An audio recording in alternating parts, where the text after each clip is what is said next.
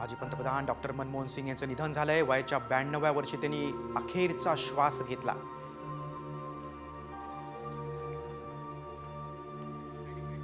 दिल्लीतील एम्स रुग्णालयात त्यांच्यावर उपचार सुरू असताना त्यांनी अखेरचा श्वास घेतला। जागतिक कीर्तीचा अर्थतज्ञ हरपला।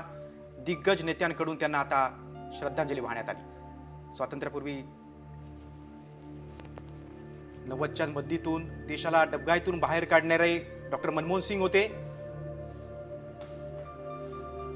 डॉक्टर मनमोहन सिंग यांनी घेतलेल्या अनेक निर्णयांबद्दल जगभरात त्यांचं कौतुक केलं जातं। भारत आर्थिक संकटात सामोरा जात असताना तत्कालीन पंतप्रधान पी.व्ही. नरसिंहराव यांनी त्यांच्या मंत्रिमंडळात अर्थमंत्री म्हणून डॉक्टर मनमोहन सिंग यांचा समावेश केला होता। पंतप्रधानांच्या या निवडीवर त्याकाळी अनेकांच्या भुवया उंचावल्या, मात्र तीव्र विरोध असतानाही डॉक्टर मनमोहन सिंग यांनी आपली अर्थमंत्री पदाची वाटचाल कायम ठेवतानाच या कार्यकाळात अर्थव्यवस्थेच्या उदारीकरणासारख्या अनेक सुधारणांची मुहूर्तमेढ रोवली होती।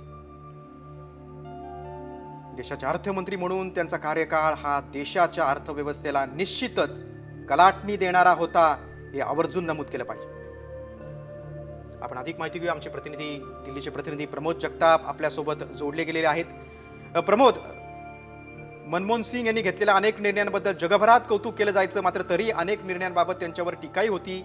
त्यांचं एक वाक्य मला आठवतंय, हजारो जवाबों से अच्छी है मेरी खामोशी। मनमोहन सिंग यांचे शेरोशायरी खूप फेमस होती। ते शेरामधनं खूप गोष्टी सांगायचे। म्हणजे प्रामुख्याने जर आपण बघायला गेलं तर त्यांच्या आपण लोकसभा असेल किंवा राज्यसभेतली शेरोशायरी देखील आपण अनेक वेळा ऐकलेलं बघायला मिळतो। त्यांचं म्हणणं होतं की एक शेर जो आहे तो खूप मोठा मेसेज जो आहे तो देत असतो। तुम्ही आता सांगितलेला शेर असेल किंवा मला आठवतो एक दुसरा शेर, तो म्हणजे सुषमा स्वराज तेव्हा विरोधी पक्ष नेत्या होत्या लोकसभेच्या, आणि त्यांनी तो शेर घेतला होता की इधर उधर की बात ना कर, बता दे काफिला क्यों लुटा। तो त्यांचा शेर खूप हे झाला होता आणि त्याला मनमोहन सिंग यांनी शेरोशायरी। प्रमोद, अशा खूप आठवणी आहेत, खूप प्रसंग आहेत। प्रमोद, एम्स रुग्णालयात आता काँग्रेसचे कोणते कोणते नेते दाखल झालेले आहेत?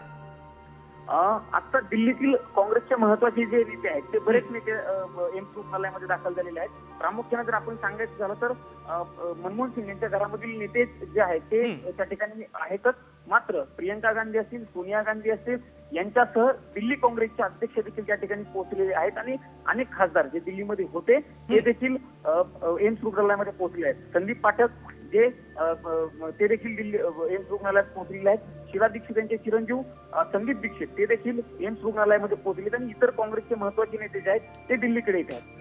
कारण बेळगावमध्ये काँग्रेसचं जे 2 दिवसांचं अधिवेशन होतं त्या अधिवेशनासाठी हे सगळे नेते बेळगावमध्ये होते, त्यामुळे आता ते तिकडून सगळे नेते जे आहेत ते दिल्लीकडे निघालेले आहेत। राहुल गांधी, मल्लिकार्जुन खरगे, भूपेश बघेल, अशोक गेहलोत, के.सी. वेणुगोपाल यांच्यासह जे प्रमुख पहिल्या फळीतील नेते म्हणतो आपण किंवा संघटित ज्यांचं काम असतं काँग्रेस पक्षामध्ये, ते सगळे नेते आता दिल्लीकडे येत आहेत। पुढच्या काही मिनिटांमध्ये हे नेते दिल्लीमध्ये पोहोचतील आणि दिल्लीमध्ये पोहोचल्याच्या नंतर थेट एम्स रुग्णालयामध्ये जाऊन मनमोहन सिंग यांच्या पार्थिवाचे अंतिम दर्शन जे आहे ते घेणार आहे।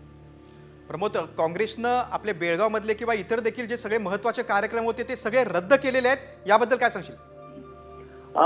ज्यावेळी मनमोहन सिंग यांची प्रकृती खालावली, साधारणतः 8 वाजता त्यांना रुग्णालयामध्ये दाखल केलं गेलं आणि त्यावेळी डॉक्टरांकडून एक चिंता जी आहे ती व्यक्त केली गेलेली होती। तशा पद्धतीची माहिती ज्यावेळी डॉक्टरांकडनं काँग्रेस पक्षातील किंवा जे महत्वाचे नेते आहेत म्हणजे मनमोहन सिंग यांच्या घरातील जे नेते आहेत त्यांना दिली गेली, त्यानंतर त्यांच्याकडनं निरोप काँग्रेस पक्षाला दिला गेला आणि त्यांनी तातडीनं लगेच उद्याचे जे आहेत ते सगळे कार्यक्रम जे आहेत ते रद्द केल्याचं आपल्याला बघायला मिळालं। त्या अनुषंगाने